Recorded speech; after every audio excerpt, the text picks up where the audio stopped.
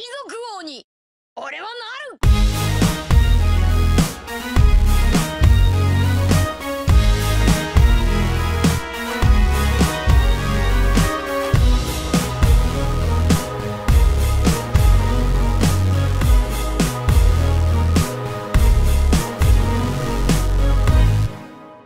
Hey, bonjour à tous, ici le Salonique Ryusensei, j'espère que vous allez bien. Aujourd'hui on se retrouve pour une toute nouvelle vidéo révélation. Comme d'habitude, avec moi on voit les révélations, mais surtout on les analyse et on voit ce que l'on peut en tirer par rapport à la suite de l'œuvre de Monsieur Eiichiro Oda. Ce que j'ai fait, c'est que j'ai bien regardé les SBS les plus récents, mais également les viewer cards pour y dénicher des infos importantes que l'on n'a pas traitées. Bien évidemment, si je fais cette vidéo, c'est que j'ai trouvé des choses très importantes que l'on va voir ensemble. On commence avec les SBS du tome 94, parce que Eiichiro Oda dessine Usopp à 60 ans et Usopp dit clairement il commence au pluriel 3 petits points à me manquer. Normalement vous voyez un peu ce que ça veut dire. L'équipage des Mugiwara ne voguera jamais sur les mers pendant plus de 40 ans après les événements actuels. Alors là je sais que certains me diront que c'est normal parce que les Mugiwara ne vont pas non plus voguer sur les mers toute leur vie, sauf que vous oubliez quelque chose. Dans One Piece, la majorité des très grands pirates ont vogué sur les mers toute leur vie et même au-delà de 60 ans. Il suffit de regarder Kaido, Big Mom ou encore Barbe Blanche pour s'en rendre compte. Les Mugiwara auraient donc pu voguer sur les mers pendant plus de 40 ans, mais là nous apprenons que non. Maintenant il faut déterminer ensemble ce que le « il me manque » veut dire, parce que malheureusement, cela peut vouloir dire qu'un certain nombre des anciens Nakama d'Usopp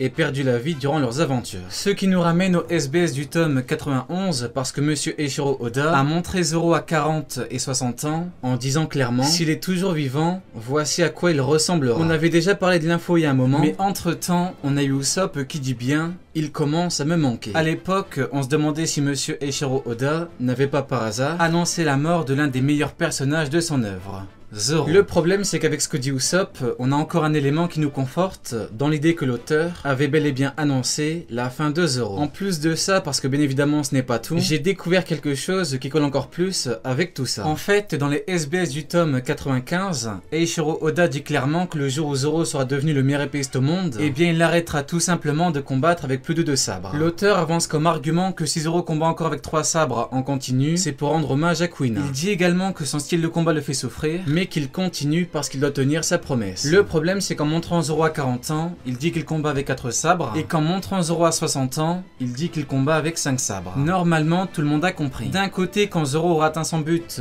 il arrêtera le combat avec plus de 2 sabres, et d'un autre côté, si Zoro reste en vie, il combattra avec 4, puis 5 sabres. Je pense que tout est clair. En réunissant toutes les infos que l'auteur a laissées dans les SBS, on comprend qu'il annonce clairement la mort de Zoro après qu'il soit devenu le meilleur épéiste au monde. Voilà donc pour la première grosse révélation de la vidéo, vous verrez juste après que ce n'est pas la seule. En parlant de révélation, je tiens à vous parler d'un certain jeu, mais pas n'importe quel jeu. One Piece Adventure Island. C'est un jeu créé par Topi Games, une société française, et c'est le meilleur jeu de société One Piece qui existe au monde. Eiichiro Oda a carrément donné son accord, avec son équipe, ils ont validé le projet et ont même bossé dessus. Par exemple, grâce au jeu, on sait officiellement que désormais, les coussinets de Kuma peuvent renvoyer n'importe quelle attaque. Que ce soit l'attaque d'une supernova ou d'un Yonko.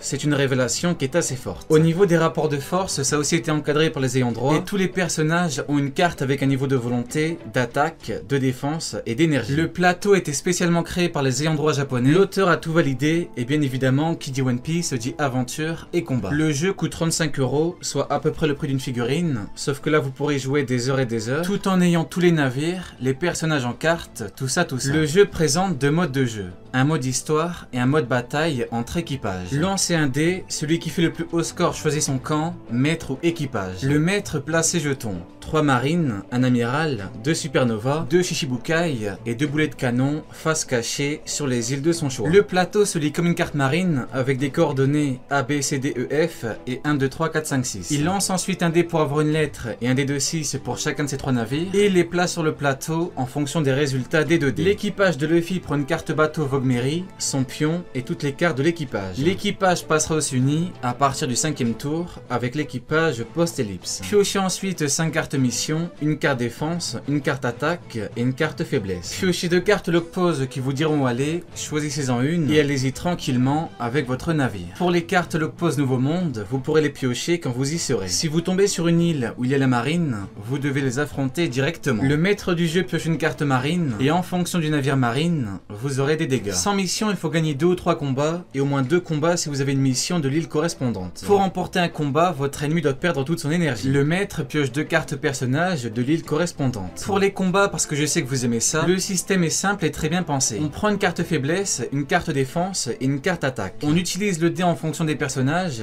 et on regarde les capacités des personnages. Par exemple, si je prends Kaido, pour chaque dé supérieur ou égal à 3, on fait perdre 3 points d'énergie. Pour reprendre l'exemple de Kaido qui a plusieurs formes, avant de jouer avec lui, on jette un dé pour voir sous quelle forme est-ce qu'on le prend. En haut à gauche, il y a ses 3 acquis, à droite en bleu, le nombre de dés à lancer, en dessous sa défense, en dessous son nombre d'énergie, quand il en a plus, il perd le combat. Le V correspond à sa volonté, celui qui est la plus haute démarre l'attaque. Il a 2 capacités qui lui sont propres, et en dessous il y a ses faiblesses, comme le granit marin, car il a mangé un fruit démoniaque. Jouez vos cartes, acquis de l'armement pour de plus grosses attaques, acquis de l'observation pour esquiver l'attaque, ou acquis des rois pour one-shot vos ennemis lors des combats. À partir du 5e tour, l'équipage des Mugiwara va au Nouveau Monde pour des missions supplémentaires. L'équipage pioche 3 cartes missions Nouveau Monde et 2 cartes log pose Nouveau Monde. Si l'équipage de Luffy réalise ces 4 missions, il gagne la partie. Par contre, si toutes les cartes équipage ont été défaites, c'est le maître du jeu qui gagne. Vous pouvez, si vous le souhaitez, omettre le maître et jouer ensemble dans l'équipage contre le jeu qui s'autogère. Je serai sûrement amené à reparler du jeu qui est vraiment excellent. Je vous assure qu'il est magnifique, qu'il est hyper complet et que l'équipe derrière est hyper fan. On y retrouve également les mécaniques d'Impel Down, de Water 7 pour réparer le navire, du Devil Backfight pour voler un membre d'équipage en cas de défaite, et même du Colisée de Dressrosa. Les règles du jeu sont très claires et tout est parfaitement expliqué. Au niveau des combats, il y a de l'émotion, de gros rebondissements et c'est bien puissant comme dans One Piece. J'ai bien tout regardé et que ce soit au niveau des rapports de force,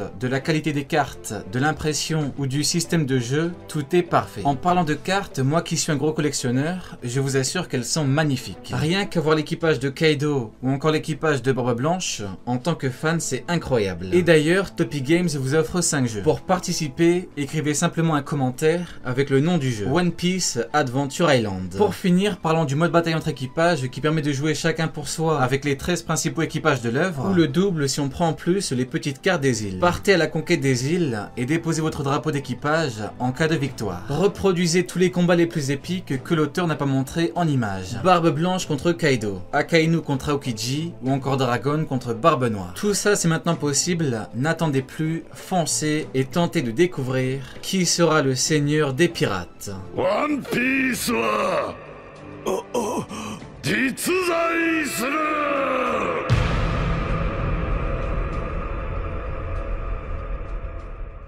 Tout à l'heure, on parlait de l'auteur qui annonçait très implicitement la mort de Zoro, mais ce qu'il faut savoir, c'est que c'est un peu pareil pour Luffy. Je m'explique. Dans le 91, l'auteur dit si Zoro reste en vie, mais dans le tome 89, il dit également la même chose pour Luffy. Voici à quoi il ressemblera si Luffy reste en vie. Là, on pourrait croire que ce n'est qu'une formule répétée comme ça, sauf que c'est calculé. C'est calculé parce que l'auteur a montré Usopp à 40 et 60 ans, il a montré Chopper à 40 et 60 ans, il a même montré Sabo à 40 et 60 ans. Devinez quoi? Pour les 3, il n'a pas utilisé la conjonction si. Je sais que ça peut rendre perplexe, moi-même ça m'a fortement interpellé, mais je pense que ce n'est pas dû au hasard. L'auteur laisse volontairement le flou autour du destin de Zoro et Luffy. Comme vous l'aurez compris, il est fort probable que Luffy perde également la vie vers la fin de l'œuvre, une fois qu'il aura réalisé son rêve. Et d'ailleurs, l'auteur n'a jamais véritablement caché le lien très fort qu'il y a entre Luffy et la mort. Que ce soit dès le début, avec une noyade sauvée de justesse, au sacrifice du bras d'un futur Yonko. Pendant son aventure avec ses guerres utilisés excessivement, l'utilisation des pouvoirs d'Ivankov ou encore ses combats qui l'emmènent à chaque fois au bout de ses limites, Monkey D. Luffy a toujours été lié à la mort. Et d'ailleurs, c'est pareil pour Goldie Roger. Il combattait les hommes les plus puissants au monde, même s'il était en infériorité. Il combattait malgré ce qui a été nommé comme étant une grave maladie. Et il s'est sacrifié pour le monde en lançant une nouvelle ère de piraterie. Maintenant, est-ce que Luffy se fera également exécuter comme Goldie Roger? Succombera-t-il à une maladie? Succombera-t-il à une espérance de vie largement diminuée? Ou au contraire, sera-t-il toujours vivant pour voir les nouvelles générations parcourir les mers? L'avenir nous le dira. Information assez intéressante, Eiichiro Oda nous donne le classement par vitesse des Mugiwara. En numéro 1, Brook, puis Sanji, Luffy, Chopper, Zoro, Usopp, Nami, Robin et enfin Franky.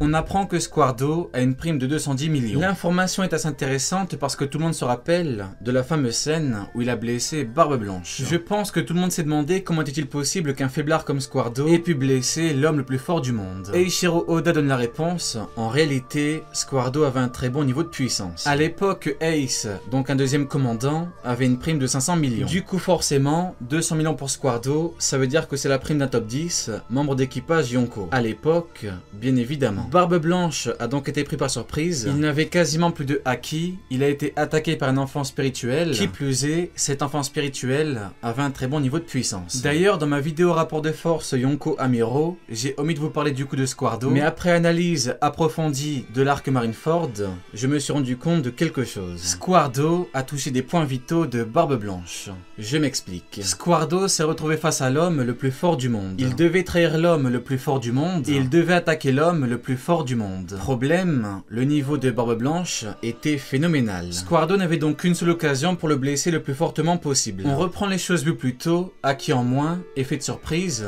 et trahison par un enfant. C'est simple, il a pu placer la meilleure attaque possible. Squardo a touché des points vitaux de Barbe Blanche. Le haki sert normalement à ça, empêcher quelqu'un de toucher nos points vitaux. Squardo a donc touché le plexus cardiaque de Barbe Blanche. Akainu a touché la base de son sternum, mais également son plexus solaire. Maintenant, vous comprenez pourquoi est-ce qu'il saignait encore et encore de la bouche, pourquoi est-ce qu'il était encore plus affaibli, et pourquoi est-ce que son état s'est rapidement dégradé, ce qui a permis à Akainu de le blesser encore plus. Voilà donc pour cette vidéo, nouvelle vidéo demain, et oui, bien sûr, j'ai vu vos messages qui disent que des théories ont encore été confirmées dans le chapitre de cette semaine. On en parle demain. N'oubliez pas le concours pour le jeu en écrivant le nom du jeu en commentaire. One Piece Adventure Island. Le jeu qui est bien évidemment disponible, les liens sont en description. N'hésitez pas, il est vraiment bien, et je suis honoré d'avoir pu vous présenter un jeu One Piece. Qui plus est, un jeu d'aussi bonne qualité. Vous connaissez mon amour inconditionnel pour l'œuvre de monsieur Eiichiro Oda. Voilà donc pour tout ça, on arrive en fin d'année et pour fêter l'anniversaire de la chaîne, grosse vidéo comme il se doit qui est en préparation. Allez, Diane, tu n'auras pas regardé ma vidéo pour rien.